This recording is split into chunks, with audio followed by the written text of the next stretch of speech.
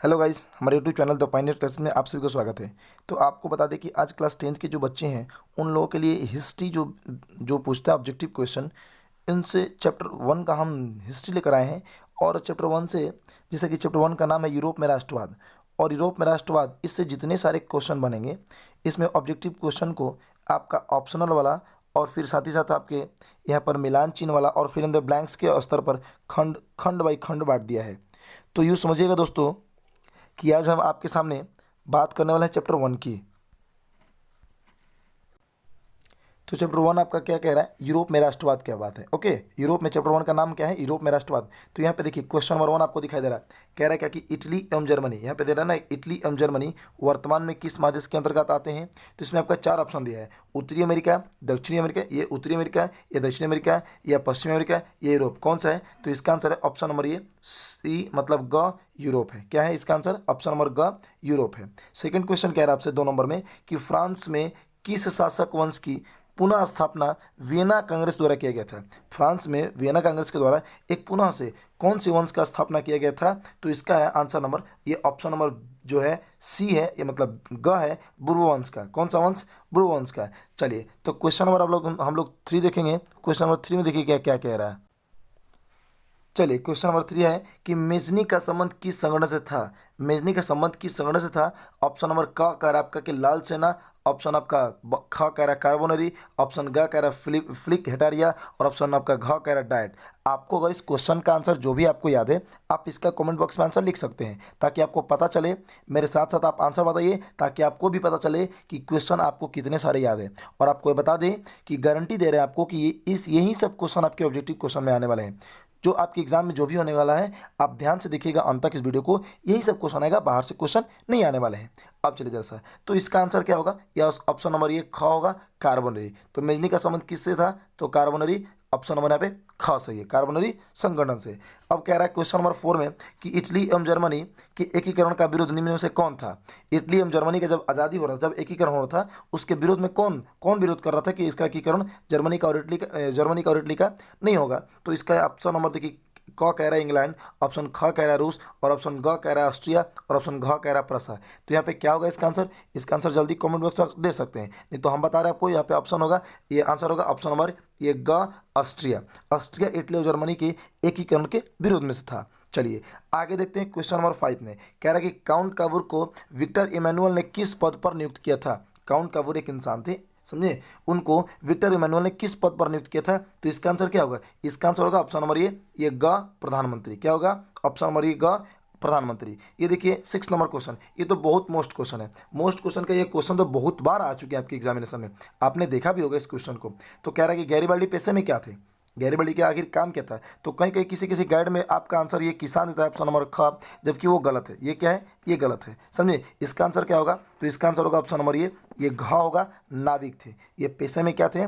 नाविक थे। नाविक मतलब नए चलाने वाले लोगों को नाविक कहते हैं। ओके, चलिए नेक्स्ट क्वेश्चन देखते हैं, क्वेश्चन नंबर 7 को। क्वेश्चन नंबर 7 यहाँ पे आपका है कि जर्मन राइन राज्य का निर्माण किसने किया था? जर्मन राइन राज्य का निर्माण कौन किए थे? लुई 18वां किए थे, या नेपोलियन बोनापार्ट किए थे, या नेपोलियन तृतीय किए थे, या बिस्मार्क किए थे? तो इसका आंसर क्या होगा? इसका आंसर होगा ये ऑप्शन नंबर ख, नेपोलियन बोनापार्ट। कौन? ऑप्शन नंबर ख, नेपोलियन बोनापार्ट किए थे जर्मन राज्य का निर्माण। चलिए क्वेश्चन नंबर हम लोग अब 8 को देखते हैं। क्वेश्चन नंबर 8 आपका है कि जलवेरिन एक संस्था थी। जलवेरिन क्या थी? एक संस्था थी। तो जलवेरिन जलवेरिन किसकी संस्था थी? क्रांतिकारियों की, या व्यापारियों की, या विद्वानों की, या पादरियों की? किसकी थी? तो संस्था एक थी जलवेरिन। वो किसका संस्था था? उसमें कौन से लोग शामिल थे, समझे, कौन लोग इसका निर्माण किए थे, संस्था बनाए थे? तो ये यहाँ पे हो गया ऑप्शन नंबर ख, राइट आंसर, व्यापारियों की। जलवेरिन किसकी संस्था थी? तो ये ऑप्शन नंबर ये ख, व्यापारियों की। चलिए क्वेश्चन नंबर 9 देखते हैं। 9 में कह रहा है क्या कि रक्त एवं लौह की नीति का अवलंबन किसने किया था? ओके, क्वेश्चन नंबर 9 क्या है कि रक्त एवं लौह की नीति का अवलंबन किसने किया था? तो इसका देखिए ऑप्शन ए कह रहा है मेजनी, या ऑप्शन बी कह रहा है हिटलर, ख कह रहा है हिटलर, ग कह रहा है आपका बिस्मार्क, और घ कह रहा है विलियम प्रथम। आखिर रक्त एवं लौह की नीति का अवलंबन किसने किया था? तो इसका आंसर क्या होगा? ये ऑप्शन नंबर ग, बिस्मार्क किए थे। कौन? ऑप्शन नंबर ग, बिस्मार्क। नेक्स्ट क्वेश्चन कह रहा है 10 नंबर में कि फ्रैंकफर्ट की संधि कब हुआ था। संधि हुआ था फ्रैंकफर्ट की, आखिर वो कब हुआ था? तो 1800 आपका 64 में हुआ था, या 1866 में हुआ था, या फिर 1870 में हुआ था, कि 71 में हुआ था? इसका आंसर क्या होगा? तो इसका आंसर देखिए, पहले आपको ये बता दें कि जो क्वेश्चन का आंसर आपको याद है आप कमेंट बॉक्स में लिख सकते हैं, क्योंकि इससे पता चलता है कि आपको कितने क्वेश्चन में आपको कितना याद है। तो इसका आंसर क्या होगा? ऑप्शन नंबर 1 घ होगा ये आपका 1871 में right answer. Okay, option number घ राइट आंसर। नेक्स्ट क्वेश्चन अब हम लोग देखेंगे। चलिए जैसा नेक्स्ट क्वेश्चन देखते हैं। 11 नंबर क्वेश्चन आपका क्या है? यूरोप वासियों के लिए किस देश का साहित्य एवं ज्ञान विज्ञान प्रेरणा स्रोत रहा? कौन से यूरोपवासी जो थे, यूरोप के वासी थे या यूरोप के लोग थे, उनको कौन से देश का साहित्य और उनका ज्ञान विज्ञान उनके लिए प्रेरणादायक रहा, प्रेरणा स्रोत रहा? ये जर्मनी का, कि यूनान का, या फिर तुर्की का, या फिर इंग्लैंड का, किसका? तो इसका आंसर क्या होगा? ये ऑप्शन नंबर ख इज द राइट आंसर। ये आपका यूनान का। कौन से देश का? ये ऑप्शन नंबर ये ख राइट आंसर। ओके, चलिए क्वेश्चन नंबर 12 देखते हैं। मतलब ऑब्जेक्टिव वाले क्वेश्चन के ये लास्ट क्वेश्चन है कि 1829 की एड्रियानोपुल की संधि किस देश के साथ हुई थी? एक संधि हुआ था जिसका नाम है एड्रियानोपुल की संधि, और वो कब हुआ था ये भी क्वेश्चन पूछता है। तो देखिए 1829 में हुआ था, और हाँ ये किस देश के साथ हुई थी? तो इसका आंसर क्या होगा? ये तुर्की होगा, या ये हंगरी होगा, या यूनान होगा, या पोलैंड होगा? कौन सा होगा इसको दोस्तों आंसर? तो इसका आंसर होगा दोस्तों ऑप्शन नंबर ये क इज द राइट आंसर। ये तुर्की। कौन सा? ये क is the right answer, option number तुर्की के साथ होता। ओके, चलिए तो यहाँ पे आपको ऑप्शन वाले क्वेश्चन के जितने आंसर थे 12 क्वेश्चन थे, इसमें हमने इसको खत्म किया। अब आगे चलेंगे, फिल इन द ब्लैंक्स को देखेंगे। इसी चैप्टर का फिल इन द ब्लैंक्स, बहुत सारे क्वेश्चन अभी हैं जो आप अंत तक इस वीडियो को देखिएगा। ओके, चलिए तो फिल इन द ब्लैंक्स में देखिए क्या कह रहा है। कह रहा है क्या कि देखिए कौन से युद्ध में एक महाशक्ति के पतन पर दूसरी यूरोपीय महाशक्ति जर्मनी का जन्म हुआ था? आखिर कौन सा युद्ध हुआ था जिसके पतन जो खत्म हुआ उस युद्ध, और उसी के बाद दूसरा यूरोपीय महाशक्ति जर्मनी का जन्म हुआ? तो आखिर वो कौन सा युद्ध था? उस युद्ध का नाम क्या था? तो वो कौन सा युद्ध था दोस्तों हमारे? तो वो था आपका सेडौन का युद्ध। कौन था? सेडौन का युद्ध। क्लियर, आगे चलेगा। क्वेश्चन नंबर 2 देखिए, इसमें क्या कह रहा है फिल इन द ब्लैंक्स में कि सेडोवा का युद्ध किसके किसके बीच में हुआ था? ओके, सेडोवा का युद्ध किसके किसके बीच में हुआ था? तो ये था आपका क्या पे, चलिए इसका आंसर क्या होगा दोस्तों? नंबर ये बी नंबर का। तो कौन कौन से सेडोवा के आखिर हुआ था किसके किसके बीच में? तो यहाँ पे आपका हुआ था ऑस्ट्रिया और प्रसा। कौन से? तो ये ऑस्ट्रिया, यहाँ पे आपका ये ऑस्ट्रिया और आपका हुआ था किसके बीच में? तो प्रसा के बीच में। ओके, चलिए क्वेश्चन नंबर आप देखिएगा 3 नंबर कह रहा है कि 1848 की फ्रांसीसी क्रांति ने किस युद्ध का अंत कर दिया? कौन सा युग था? उस युग का उन्होंने अंत किया। तो यहाँ पे देखिए ये इसका आंसर क्या होगा? ये इसका आंसर होगा मेटरनिख युग। थोड़ा सा एक काम करते हैं, हम कलम के कलर को चेंज कर लेना। ओके, चलिए यहाँ पे देखिए कौन सी युद्ध का युग का? तो मेटरनिख युग। ओके, कौन सा युग?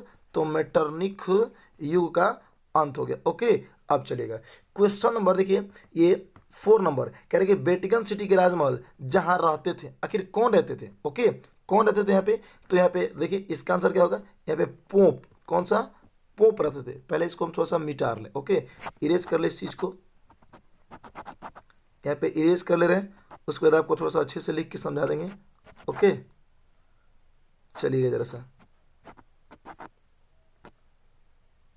चलिए यही कह रहा है कि वेटिकन सिटी के राजमहल में आखिर यहाँ पे ये कौन रहते थे? तो यहाँ पे आंसर क्या होगा उसका? ये पोप रहते थे। कौन? ये पोप रहते थे। ओके, चलिए और जो इटली से खालिस्तान, इटली के खालिस्तान से बचा रहा, किस चीज़ से बचा रहा?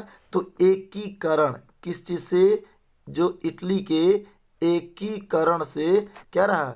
वो बचा रहा आपका। ओके, चलिए जरा सा अगला कह रहा है क्वेश्चन नंबर 5 में। क्वेश्चन नंबर 5 को देखिएगा। क्वेश्चन नंबर 5 जो आपका है वो क्या कह रहा है, बात को जरा सा समझिएगा गौर से। ओके, एक सेकंड पहले सबको हटा ले। चलिए क्वेश्चन नंबर देखिए आप 5 देखिए, कह रहा क्या कि आखिर यूनान को एक स्वतंत्र राष्ट्र घोषित करने के बाद बवेरिया के शासक, देखिए बवेरिया के शासक किसको वहाँ का राजा घोषित कर दिया गया? आखिर वहाँ का राजा जो बवेरिया का राजा किसको बनाया गया था? ओके, तो इसका आंसर क्या होगा? इसका आंसर होगा ऑटो। उसका क्या नाम था? तो उसका नाम था ऑटो नाम था। Clear, auto. क्लियर, आगे चलिए क्वेश्चन नंबर 6 देखिएगा। कह रहा है कि हंगरी की राजधानी कहाँ है? हंगरी की राजधानी कहाँ है? तो इसका आंसर क्या होगा? इसका आंसर होगा हंगरी की राजधानी कहाँ है? अब तो इसका आंसर है बुडापेस्ट। क्या है ये? एक सेकेंड, बुडापेस्ट, क्या है, बुडापेस्ट। क्लियर हुआ, समझ में आया? तो यहाँ पे हमारा क्या हो रहा है, तो फिल इन द ब्लैंक्स वाला ये क्लियर हुआ। चलिए जरा सा आगे चलते हैं, मैच करने वाला, मिलान करने वाला। ओके, चलिए यहाँ पे देखिए मिलान करने वाला कह रहा है कि मेजनी कौन थे, तो एक नंबर में देखिए मेजनी आपका दार्शनिक थे। ओके, मेजनी दार्शनिक थे। अगला कह रहा है हिगेल, समझे, हिगेल कौन थे, तो हिगेल आपका राजनीतिक थे। क्लियर, हिगेल कौन थे, राजनीतिक थे। चलिए हिगेल राजनीतिक थे।